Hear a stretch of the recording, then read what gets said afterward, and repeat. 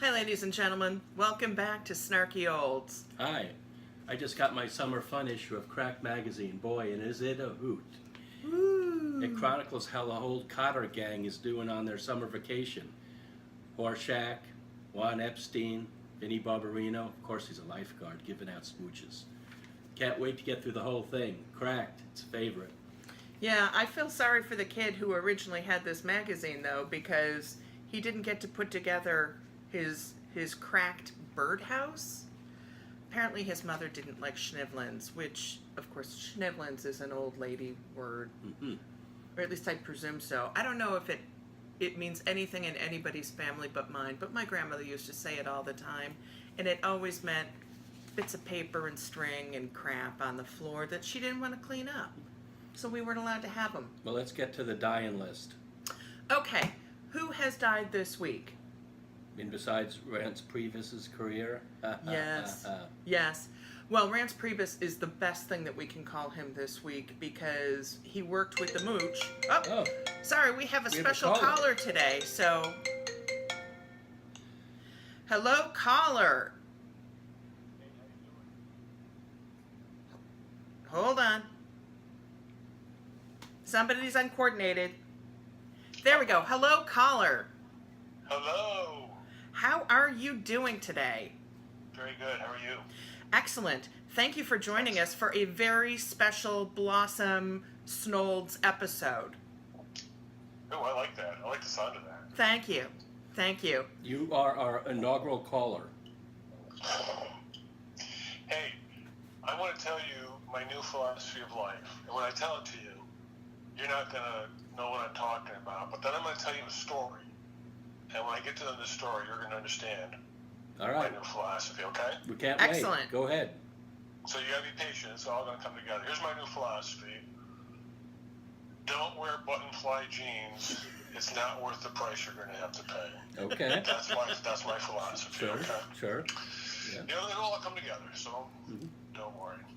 I'm just letting you know, I'm feeling kind of frustrated because I'm starting to wonder if my underwear is swimming with feces. Okay? Sure. So let me tell you my story, and then you can let me know if I'm on the right track here. Go ahead, caller.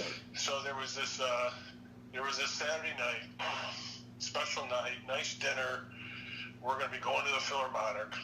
Ooh. Nice show. We're gonna get all dressed up and everything. So right before dinner, I go to the bathroom, and while I'm in there, I say to myself, that feels funny. Mm-hmm. So right away, I probably should have taken that like a flashing red neon light danger kind of thing. Sure. But I didn't. I just stuck with the, that feels funny. Mm-hmm. Have you ever done that when you were in the bathroom? Have you ever said that to yourself? I, as a girl, have had that happen. You automatically know what it is. Even if you've never had it before, you know what that is.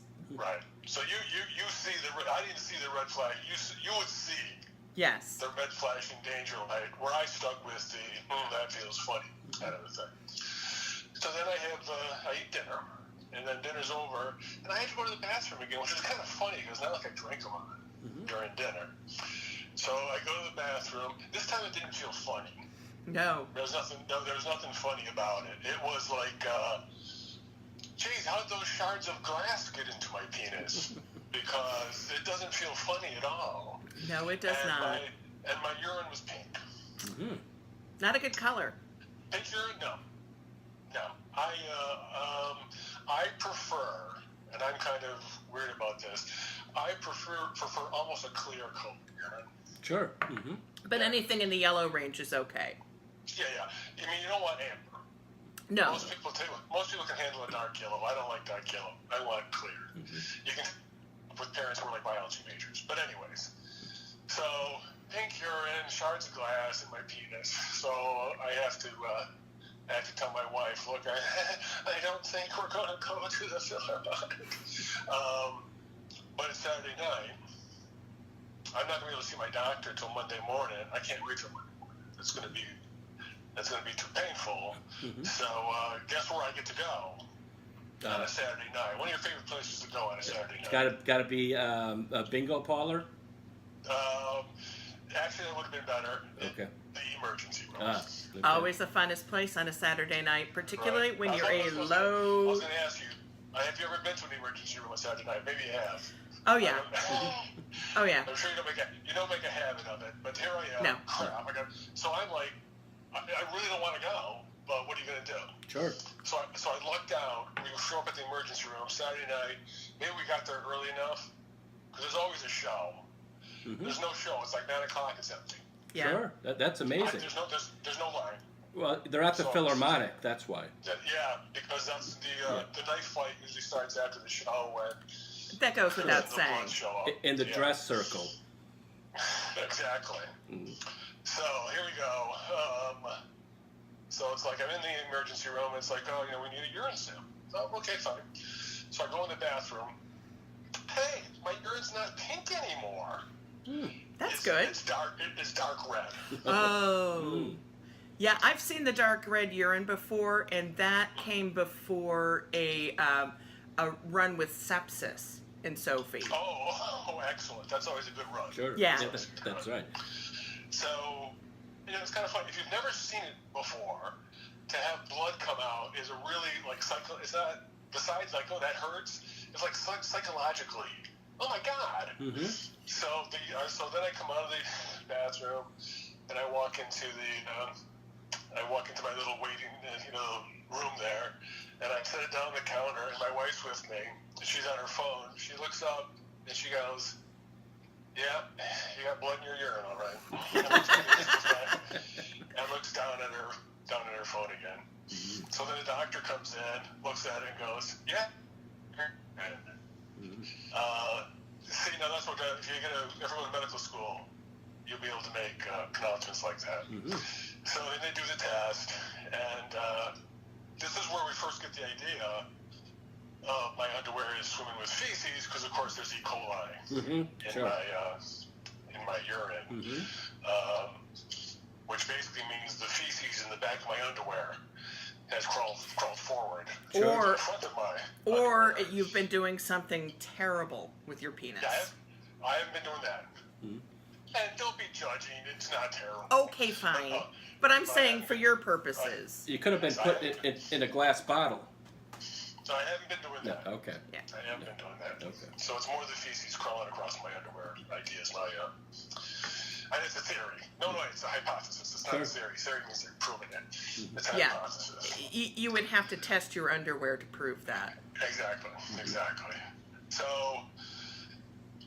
So anyway, so it's like, oh yeah, so we're going to give you an antibiotic, and you have one. Here's one antibiotic. You can take this, and I'm going to give you a prescription so you can pick up a full prescription of the antibiotic. Cipro? And you can get a painkiller. Did you get Cipro? No, the first time I had a UTI, they gave me Cipro. Oh. But I know this time it was like, you don't need something that strong, so they gave me a different kind. Okay. And what kind of painkiller? What's that? What kind of painkiller? Class 3? Well, it's a painkiller specifically made for your penis. Oh. And that sounds like a joke. It sounds like a joke. It's not a joke. Mm-hmm. It anesthetizes your urethra. Sure. It anesthetizes your urethra. Sorry. I didn't know there was such a thing, so thank you. We've learned something today on the Snarky Olds. Now that's a Saturday night. And since we're talking about urine color, if you take this painkiller, your urine will turn orange. Yeah. Better yet. A very bright orange. Not like, oh, it's slightly orange. No, a very bright orange. Like a Tang So anyways, or a Phantom. So, okay. We're all set, right? I mean, you just got to go to the pharmacy. And What pick time up is and it? we'll be okay.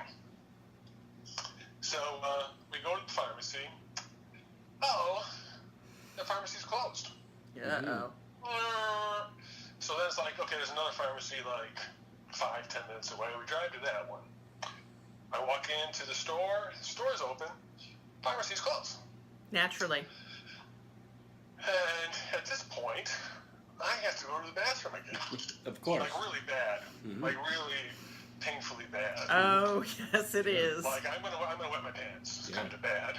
So I'm walking down the aisle, almost running. I see a guy who works there, and I'm like, "Hey, how you doing? Can I use your bathroom?" Look, and he's like, "Oh, sure, no problem."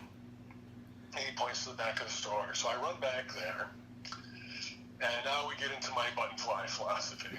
Sure. Running back there. I got some good news for you. I didn't wet my pants. Good. Yay! So, right, that's good news. Yeah. It's funny when you lower your standards to, I had a good day, I didn't wet my pants. No. But anyway, so I didn't wet my pants, but I didn't have like a A+ kind of experience because I didn't make it to the toilet. So I'm going to say maybe half of the urine / blood got in the toilet, and the other half was sort of all over the place because I didn't make it in time. And you got to remember, it doesn't look like urine. It looks like blood. Sure. So it looks like a scene from CSI. It's a crime scene. Excellent. Blood all over the place. So now I'm getting all nervous. Oh, I got blood all over the place. So I had a paper towel and I cleaned it up the best I could. I didn't check the ceiling. I should have because it was all over. But anyways, I cleaned it up the best I could. Human way of getting your blood all over the place. So now I'm in like a real crappy mood because I got razor blades and shards of glass in my penis. I'm getting blood all over public places. Right. I don't feel good. I missed the show. I just want to go home. So I get back in the car and I say, I just want to go home. And my wife goes, "We're not going home. We're going to find an open pharmacy and we're filling that prescription." So we had to drive like 15 miles. Found a pharmacy where the pharmacy portion of the store was actually open. Thank God. So we go in there and I give my prescriptions in and she goes, "Oh, okay, it'll take about 15 minutes. Do you want to wait or do you want to come back?" And I said, "Oh, I'll wait. No problem." And she said, "Oh, why don't you just have a seat over there?" And I said, "Okay, that's good." And I looked over at the seat and I looked back at her and I kind of looked at the seat and I turned back to her and I said, "Hey, do you have a bathroom I could use?" And she goes, "Yeah, it's over there." And I said, "Okay, thanks." Now, you know my new philosophy about button fly jeans. Button fly, sure. Anti-button fly. Yeah. Yeah. So. But you're still wearing them. Basically, it was just a repeat of the first pharmacy. Sure. I get in there. I can't. And good news. Didn't wet my pants. Good. You got to count your blessings. Yeah. Did I do an A+? Big boy went to the bathroom thing. No. Blood all over the place. So again, I've got to do the cleanup. And it's at this point, kind of, I'm gonna see if you guys can guess what it was. A headline kind of came into my head about what would happen if someone found these two bathrooms. Can you kind of guess what it might be? I mean, something like a prescription for murder? Something, exactly. Something like that, right? Something like a New Yorker would get that. Yeah, New York Daily News, New York Post. Oh, sure. Guys, that's a prescription for murder. And it'd be like a guy with a stethoscope and that funny thing old-timey doctors wore on their head, which is like a reflection mirror kind of thing. Sure. And, Hey, you know, how about bathroom killer Cascase? That'd be good, too. But I do have the headline for the I think it's called, what is the New York Observer? Yeah, it would probably say Obamacare implodes. I like that too. Yeah. Something like Naturally. That. Yeah, actually, that's perfect. Because it's always the black guy's fault. Yes, exactly. And the only other thing I could think of, something about backroom abortions or something like that. Nice. Nice. Might be in the article with "Thanks Obama," or you get the idea. Yeah. So so finally I get the prescription filled. I go home. I start taking the stuff. So I figure I'm done, right? But then they said, you know what? You really have to go see a urologist. Well, sure. Because just because we've proven that you had the infection doesn't mean you don't have something else. Mm-hmm. You could have two things. You might have cancer. Okay. So now you have to go see a urologist. Mm-hmm. So this leads to another good part of the story. So go see the urologist. They do a test. Is there any cancer cells in your urine? No. Well, that's good. That's good news. Next thing, let's do an ultrasound. See if we can see anything strange around your kidneys or your bladder. Mm-hmm. So they do the ultrasound. No problem. Everything looks good. Mm-hmm. Aces. Now we come to the third part, which everything turned out okay. But have you got either one of you guys ever had a cystoscopy? No, I have That not. sound familiar? Okay. That's fun because they have to put a camera up your urethra into your bladder. Mm-hmm. So yeah, I've never had that done before. Do you want it done again? I can't recommend it. Can't recommend it as like, hey, go try that out. It's not like they give you, it's not like they put you under anything. They take a cream and rub it on you. Just get that picture in your head for a second, Sure. and then get rid of it. I am. All right. It's gone. Okay, It's gone. get rid of it. Thanks Get God. rid of it. Thank God. And then they stick this camera on you. Here's the thing. So I don't know what happened, but my procedure started like over an hour later than it was supposed to. And when I get nervous, I drink a lot of water. Mm-hmm. And then you have to go to the bathroom? So when I get in there, so here's how it was like, you got to use the bathroom because we're going to do the procedure. Oh, okay. So I go use the bathroom, but then everything got screwed up, and the procedure didn't start for over an hour. Mm-hmm. So during that hour, I'm drinking a lot of water. Mm-hmm. So guess what happens when they stick the camera up me? There's like urine Naturally. comes gushing out and all over the floor. So Niagara Falls. Niagara Falls. So there you go. It's as you get older, you just have more and more adventures. What was it? The kind of camera that had the flash cube on top and it spun around when they were taking pictures? No, but it was a Polaroid, so the pictures came out Okay. as they were inside. Did they come out of your ass?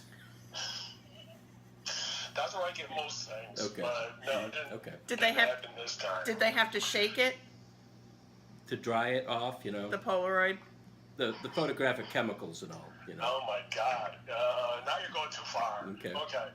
Can't help it. My head goes there. The cystoscopy was fine. There was no issues, but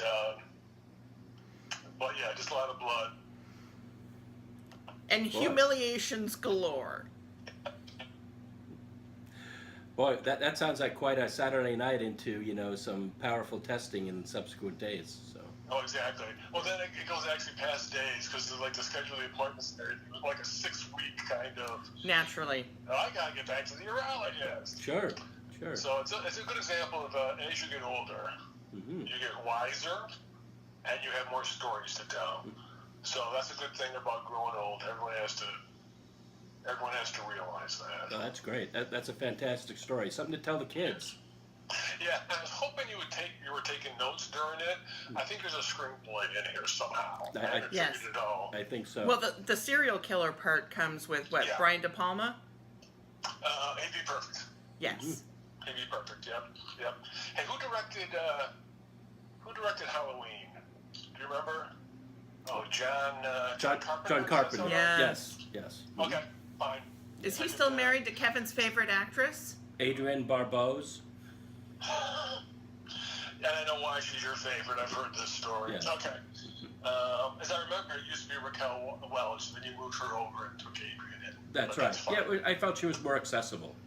Yes, that's true. Yeah. You're kind of a warmer personality. Yeah, that's right. So that's it for today. I just wanted to share that story with you. Here's the thing you got to remember. Philosophy.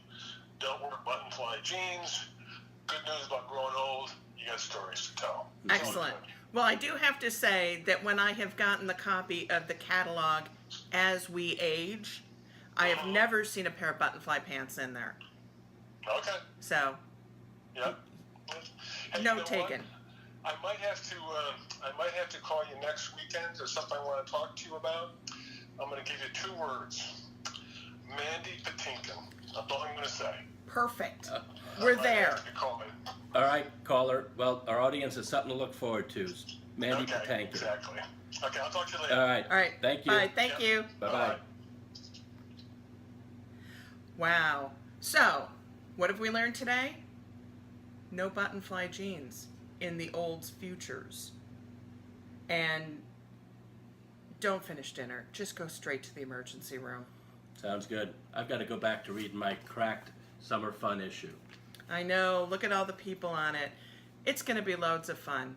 Well, thanks for coming with us today, and see you next week. Good luck storming the castle. Thank you. Bye. Bye.